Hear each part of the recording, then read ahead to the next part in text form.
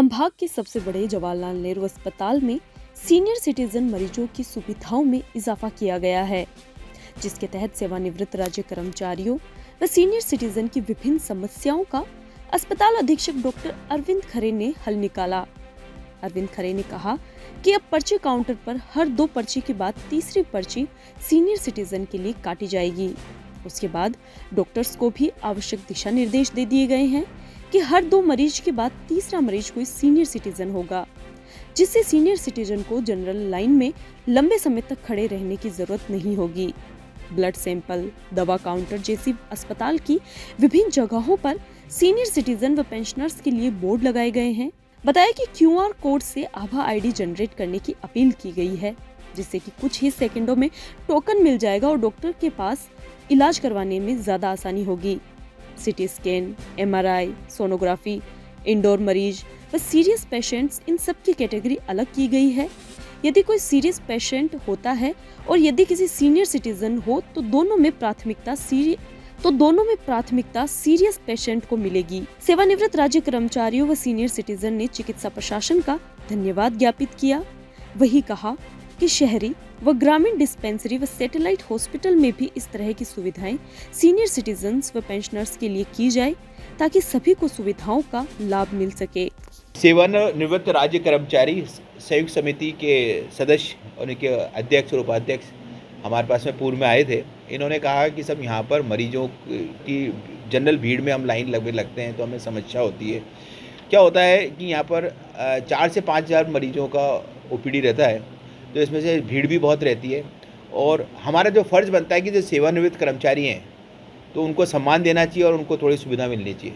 उसी संदर्भ में हमने कुछ कदम उठाए। उसके अंदर उस कदम में है कि अभी हमने जनरल जो वहाँ पे भीड़ होती है तो उसमें हमने सबसे पहले जो पर्ची बनेगी उस पर्ची में ये कहा है कि 2 के बाद में एक सीनियर सिटीजन को आपको लेना है, 2 सिंपल पर्सन, 1 सीनियर सिटीजन। फिर इसके बाद में डॉक्टर को दिखाना है तो वहाँ भी हमने ये निर्देश दिए हुए हैं कि 2 मरीज जाएंगे फिर 1 सीनियर सिटीजन आएगा। तो सीनियर सिटीजन को जनरल पब्लिक के बीच में लाइन में लगने की जरूरत नहीं है। इसके अंदर सेम सिनेरियो होगा ब्लड सैंपल देने के लिए, दवा लेने के लिए। हर जगह इस तरह के हमने जगह बोर्ड लगाए कि वरिष्ठ नागरिक ऑब्लिक पेंशनर, मतलब दोनों को इस तरह की सुविधा मिल सके। इसी संदर्भ में हमने इनसे ये भी एक बात करी कि हमारे यहाँ पर QR कोड सिस्टम भी डेवलप हुआ है। उस QR कोड के द्वारा आप आभा ID जनरेट करें, क्योंकि आजकल सबके पास में आधार कार्ड है और सबके पास में स्मार्टफोन है अधिकतर, तो उसमें आभा ID जनरेट करें। उसमें स्कैनर को करते within a friction of the second आपका टोकन मिल जाएगा, यू कैन गेट। इन्होंने थोड़ी सी असमर्थता जाहिर करी इसके अंदर कि हमको दिक्कत नहीं, तो मैंने कहा कि एक ये सुविधा है, अगर आप नहीं लेते तो जनरली आपकी लाइन 2:1 का आपका रेशियो तो आपके पास में चलता ही रहेगा इसके अंदर से। और हम आगे भी हम सोच रहे हैं कि सीनियर सिटीजन को किसी भी तरह की कोई समस्या नहीं हो, उसके लिए हम तत्पर। सर क्या रहेगा सर? सीनियर सिटीजन्स के लिए जो हमने था, जो CT स्कैन, MRI, सोनोग्राफी और इंडोर पेशेंट और सीरियस पेशेंट, इन तीनों की कैटेगरी अलग रखी है हमने।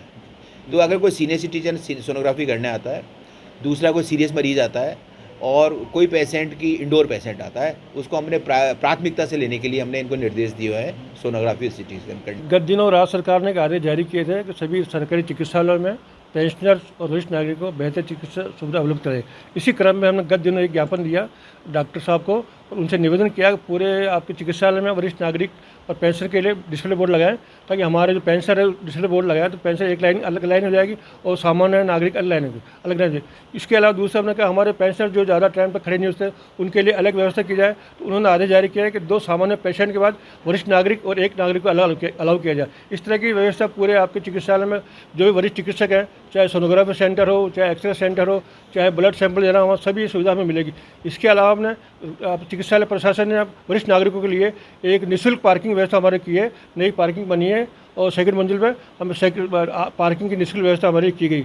इसके अलावा हमने आपके जो प्रिंसिपल साहब है मेडिकल कॉलेज, उनसे भी निवेदन किया कि जिस तरह की व्यवस्था JLN चिकित्सालय ने की है उसी प्रकार की व्यवस्था आप अपने अधीनस्थ आपके आदर्श नगर में जो सैटेलाइट चिकित्सालय है, TB हॉस्पिटल, वहाँ भी इस तरह की व्यवस्था जारी करें ताकि हमारे लोगों को फ़ायदा मिल सके। इसके साथ ही हमने सेवाजोत साहब को भी निवेदन किया आपके डिस्पेंसरी है शहरी और ग्रामीण क्षेत्र में, वहाँ पर हमारे पेंशनर को प्राथमिकता उपचार मिले। उसी क्रम में उन्होंने भी आदेश जारी कर दिया कि शहरी और ग्रामीण क्षेत्र में जो डिस्पेंसरी है वहाँ पर पेंशनर को बेहतर चिकित्सा सुविधा मिले और प्राथमिकता उपचार मिले।